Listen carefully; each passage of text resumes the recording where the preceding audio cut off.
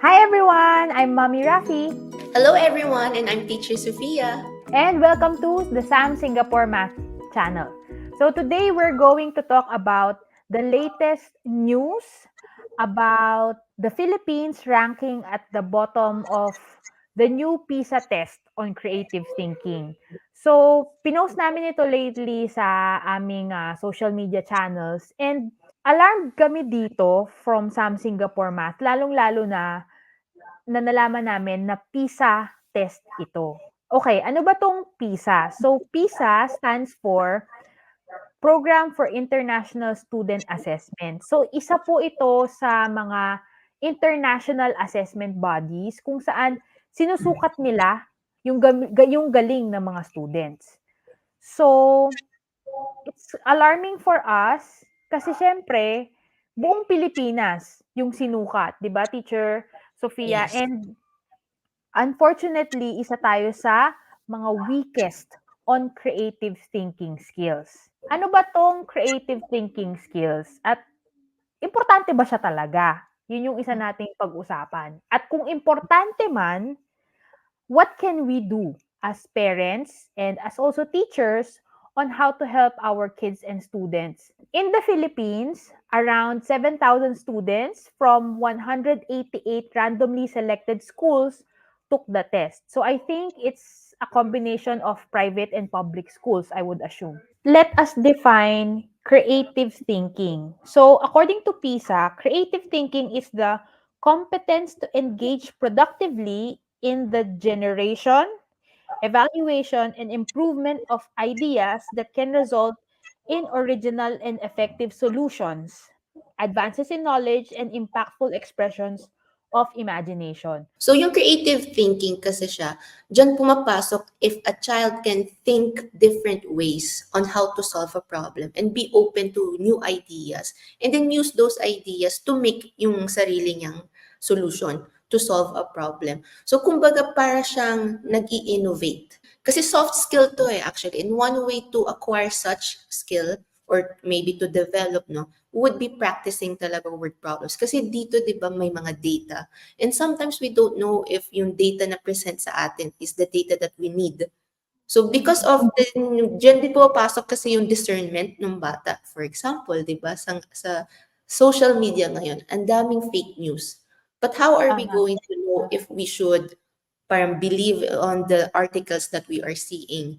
So doon talaga din napapractice. Kaya important ang word problems. Kasi yung discernment ng mga bata and at the same time yung creative thinking, diyan siya pumapasok. I remember they said na itong test na to, itong assessment test was more on to check if yung formal education andoon, yung mga yung mga foundation of studies andiyan na sa bata.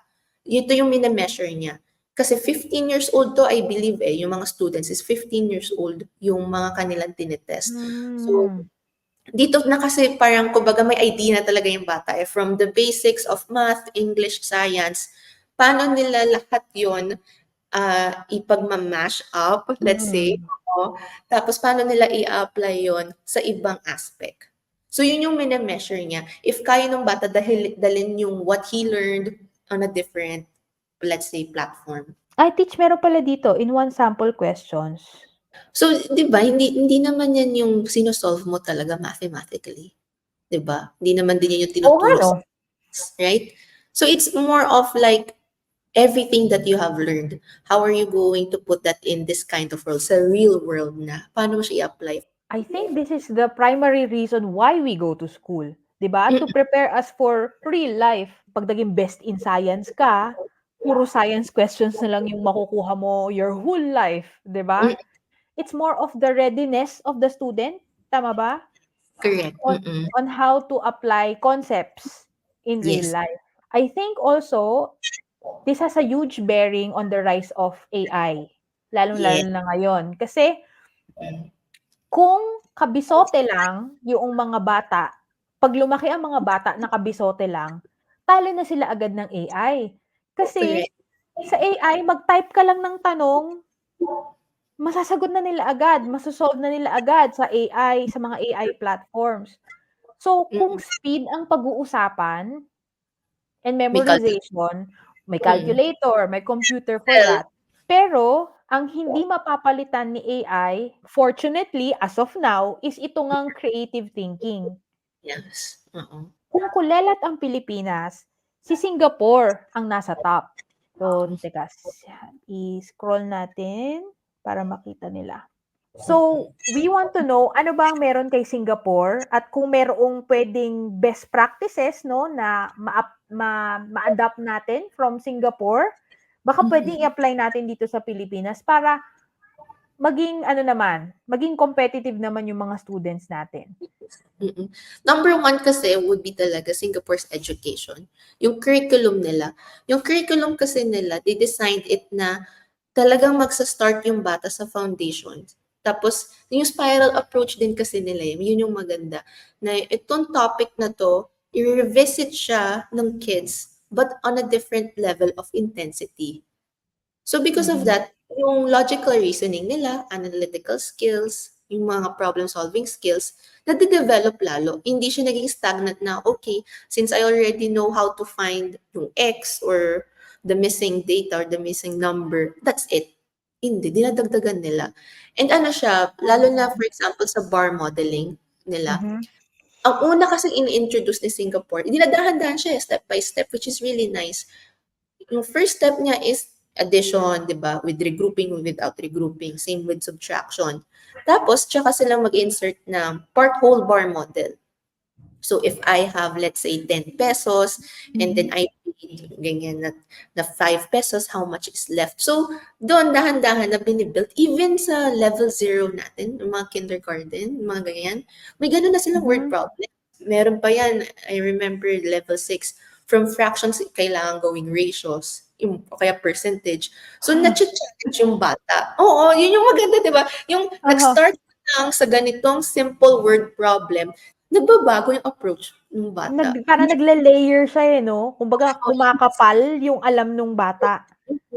Tas spiral approach pa siya. So, lagi siyang nire-revisit ng mga kids sa Singapore Math. And ganun yung curriculum nila. That's why if you want to improve or to at least, guide natin yung kids natin, no, I would say Singapore Math. Andyan si Sam. Kasi si Sam, yung curriculum niya, same doon sa curriculum ng DepEd nila or what we call the Ministry of Education. So whatever yung updates na meron sila, we also have it. And kaya may continuous training din yung teachers natin. Kasi if ever may changes sa topics nila, or may nadagdag, alam natin yan. Kasi Singapore, ang galing. Iniba nila yung approach talaga na dapat ma-understand ng bata yung word problem and sila mismo maka-visualize ng word problem. So, At hindi maging dependent sa formula. Yun yung maganda sa kanila. Talagang chine-check nila the whole thing, hindi yung parang band-aid na, ito yung problem natin, ito yung formula, masasolve mo na agad yan. Ano nga naman natutunan ng bata dun, kundi mag-substitute. H stands for, di ba? Oo nga. Kasi, di ba? Oo nga. Unlike sa Singapore kasi talaga pinapaano nila sa bata. Ikaw gumawa ng sarili mong problem, kaya sila number one always. And I always tell them the parents, math and English, laging connected yan. Kasi ang word problem, story yan. May comprehension siya. So, yung kailangan niya ma-understand yung story. Ano ba yung nangyari muna? Ano na nangyari sumunod? O ano kailangan natin? Ano yung problem ni main character? Di ba? So, Oo nga, no? si main character? So, ganun siya. So, connected siya. Kaya, no doubt talaga na Singapore would always top PISA. Kasi yung curriculum nila, not just in math, but also in English and science, connected silang lahat. Si Singapore Math, andyan naman si Sam to help yung students to review yung mga topics na kailangan na i-review, yung mga rooms for improvement, I would say. And then yung mga topics na kaya nila that they excel in, we can advance them. And yun yung maganda din kay Singapore Math, kay Sam, kasi tinetailor fit natin. Hindi basta siya na, okay, level 1 ka, ito yung curriculum for you. Sure, important din na maintindihan to ng parents, no? Kasi mga mommies and daddies, hindi porket grade 3 yung anak ninyo is grade 3 math ang itinuturo ni Sam Singapore Math. Kasi tulad nga na nabanggit ni Teacher Sofia, kung weak siya sa isang topic, kailangan Mm-mm. i-revisit yun eh. Kasi ano siya, spiral approach. Kailangan Yes. ma-improve muna niya yon bago niya maintindihan yung iba. Tama ba? Mm-mm. Yes, correct. Kasi paano mo mabibuild yung skills din ng bata if may bungi na nga na part? 'Di ba? Ayun na Di nga, parang correct. may missing blocks eh. So you have to strengthen the foundation first talaga. May pag-asa naman si Philippines. Yes. Actually, itong result from PISA, actually, ito yung isang, kumbaga, light at the end of the tunnel. Kasi sabi dito doon sa report nung exam, Philippines sees biggest score improvement when students are curious. Mineasure din nila kasi yung curiosity ng mga students. And yung pagiging curious or wanting to learn more, that is a core need to Yes. develop creative thinking. So, interested naman ng mga Filipino students natin, di ba? Kailangan lang nila ng proper guidance para Yes. hindi sila ma-trauma, ma-enjoy nila, at mas ma-appreciate nila yung creative thinking. Tama, Mm-mm. Teach? Yes, correct. I totally agree po. Alright, thank you very much, Teacher Sofia, for discussing this article with me. And happy naman ako to hear na may pag-asa naman ng Pilipinas. It's not the end. Meron pa tayong magagawa as parents and as teachers. Thank you din po, Mami Rapi, and thank you everyone for watching. And if you have any questions po or suggestions, let us know by commenting. Thank you. Bye-bye. Like and subscribe.